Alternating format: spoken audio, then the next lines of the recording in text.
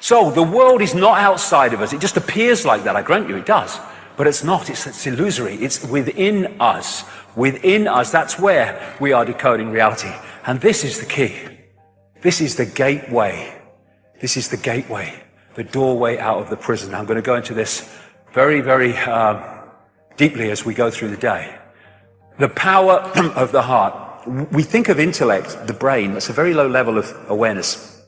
This is the real level of awareness that connects us beyond the world of the illusion into the greater ocean of awareness, the greater love, intuition. This is where intuition comes from.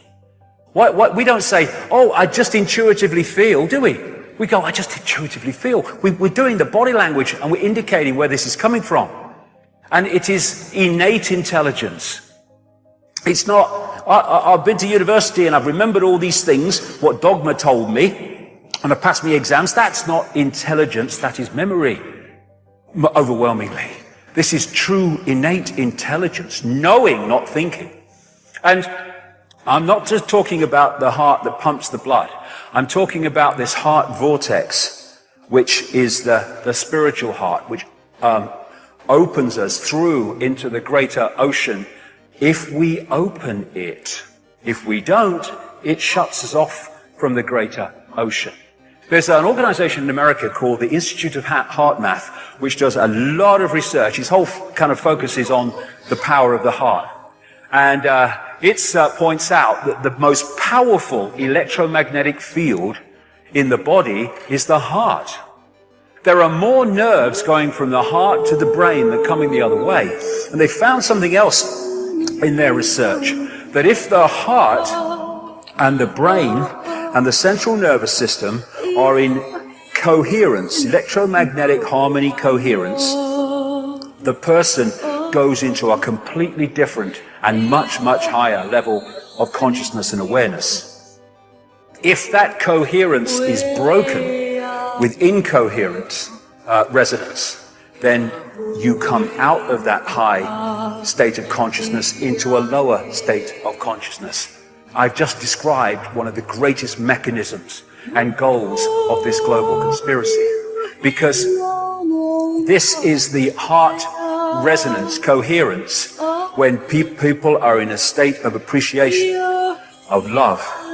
This is their incoherence when we're in a state of frustration, of fear, of anger, of resentment.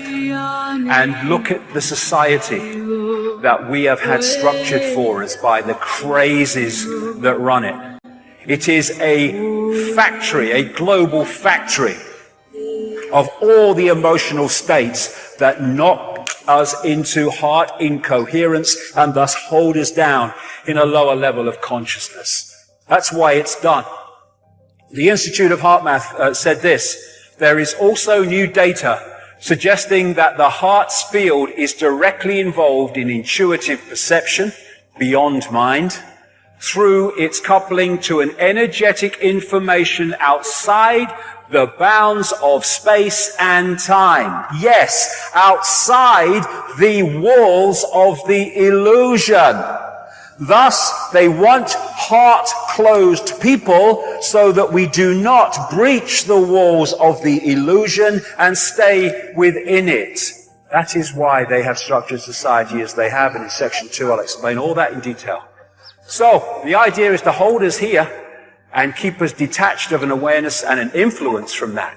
And so, what does this all mean? I'm not sure, but we'll see. What does all this mean? It means we're living a false identity. And it's that false identity that holds us in servitude. We think we're humans. It is an experience. What we are is infinite awareness having that experience. And once we self-identify with the experience instead of with I am all that is ever can be, then we're pulled into the matrix, we're pulled into the illusion, we're pulled into enslavement. You can see on the lower levels of the greater self now, there's technology that can capture these energy fields. And of course, near-death experiencers who've left the holographic level have experienced some of these other levels that I'm talking about, and some of these other states beyond the illusion. And I studied this a lot for many years during my research, and the common themes that people repeat are incredible. This is one that encapsulates everything that I've been talking about. A near-death experience telling of what happened to him. He said, everything from the beginning, my birth, my ancestors, my children, my wife, everything comes together simultaneously. I saw everything about me and about everyone who was around me. I saw everything they were thinking now, what they thought then, what was happening before, what was happening now. There is no time. There is no sequence of events, no such thing as limitation of distance, of period, of place. I could be anywhere I wanted to be simultaneously. That is who we are, and that is what the control system is desperate for us not to remember.